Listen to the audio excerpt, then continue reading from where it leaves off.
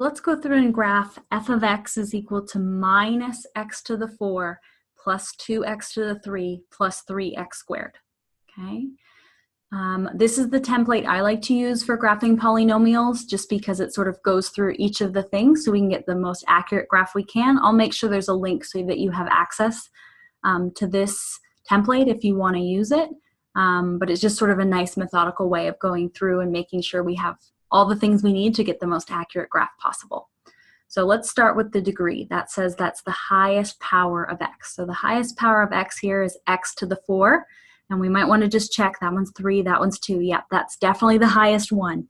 So the highest power of x is 4. And it's worth noting that that's even, right? And the leading coefficient here, oops, that's a negative, right? A negative 1. So I'm going to circle here negative leading coefficient. And so if it's even and it has a negative leading coefficient, remember the graph is going to look something like this, right? And you know how many squiggles and things it does in here, we won't know until we go through a few more steps. But the end behavior is sort of determined by whether the degree is odd or even and whether the leading coefficient is positive or negative. There's another video all about that. But basically we can see here it's going to start and come up in this bottom left quadrant. That's quadrant 3, bottom left. And it's going to maybe do some squigglies and things. We're not sure. We're going to figure that out. And it's going to end over here in quadrant 4. That's the bottom right. Okay. So already just from those two things, we have a lot of information about the general shape of this graph. Okay, so let's move on to y-intercepts. It says set x equal to 0 and solve for y. So I'm just going to plug those in. So we have y is equal to negative 0 to the 4 plus 2, 0 to the 3 plus 3 times 0 squared, which is just 0. So we've got a nice y-intercept there at 0. So we're not going to want to forget to plot that onto our graph. Actually, let's do that right now before we forget. So let's scroll down here to the graph and we'll plot on that y-intercept at 0. Whoa, that went all crazy, didn't it? There we go. We've plotted on that y-intercept before we forget. Okay. Now the next thing we're going to want to do is do our x-intercepts. Okay. So we're going to set y equal to 0 and solve for x by factoring. So let's see how this is going to go. So we're going to go 0 is equal to minus x to the 4 plus 2x to the 3 plus 3x squared. So personally, I always like to factor out this negative out to the front just so that we don't have to worry about it. So if I factor out that negative, and let's see, maybe there's something else I could factor out of all these terms. Well, they all seem to at least have an x squared in it. So let's factor out negative x squared from all of these terms, and we'll see what's left over.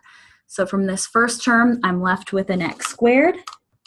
From my second term here, I'm left with plus, oh no, not plus. I factored out a negative. So it's minus 2, and there's one extra x left, and then this will be minus 3, and we've taken out all the x squareds.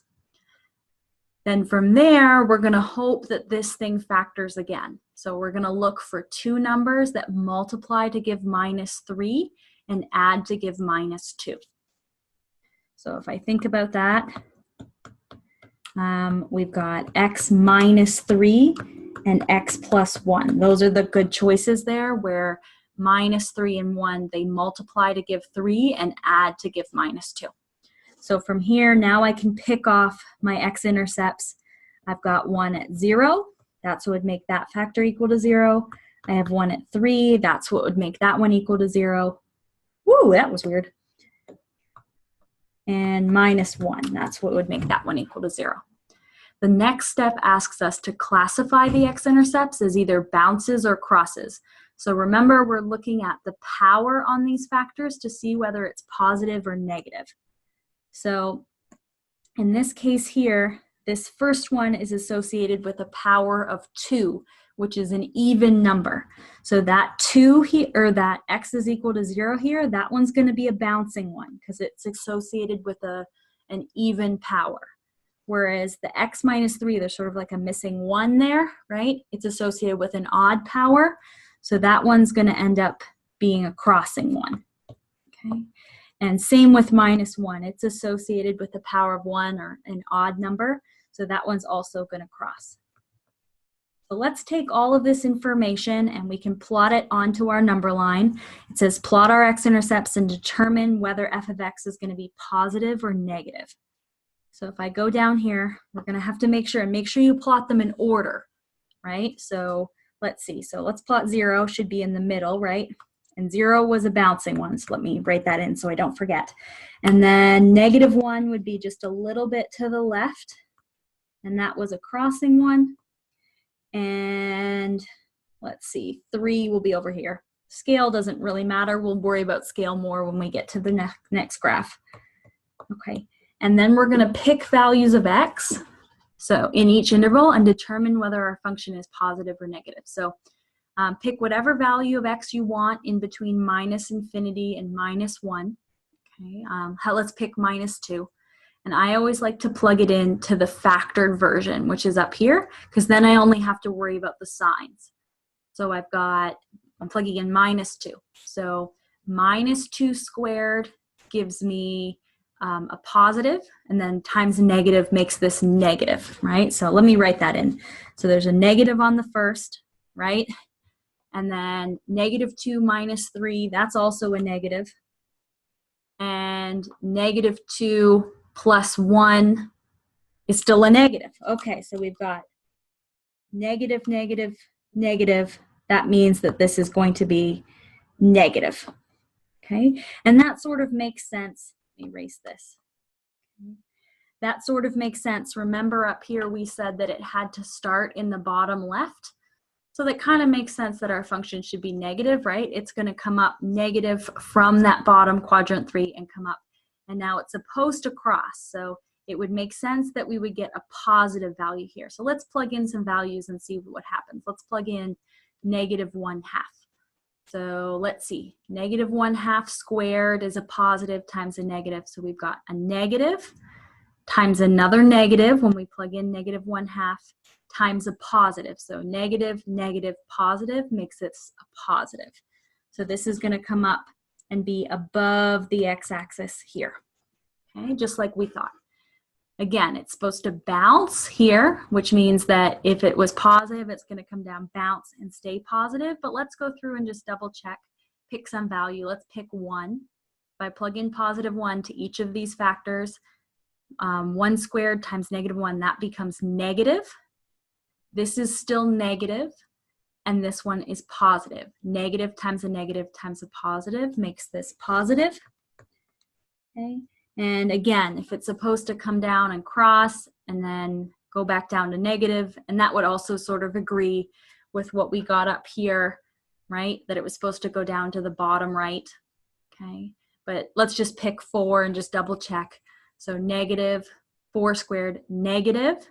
4 minus 3 gives me a positive, and then 4 plus 1 gives me a positive. Negative times a positive gives me a negative overall. Okay, so I'm kind of using all of this stuff to help me check all of my work. So there's lots of sort of things to sort of double check that you're doing this properly.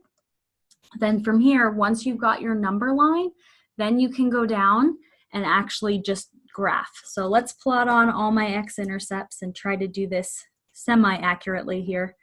So I've got, let's plot on -1 there. So there's an x-intercept there, and 3, which will be here. Okay. Now remember, according to this graph, it comes from below, down from quadrant 3. It's going to cross through, and it's going to come up, be positive between -1 and 0.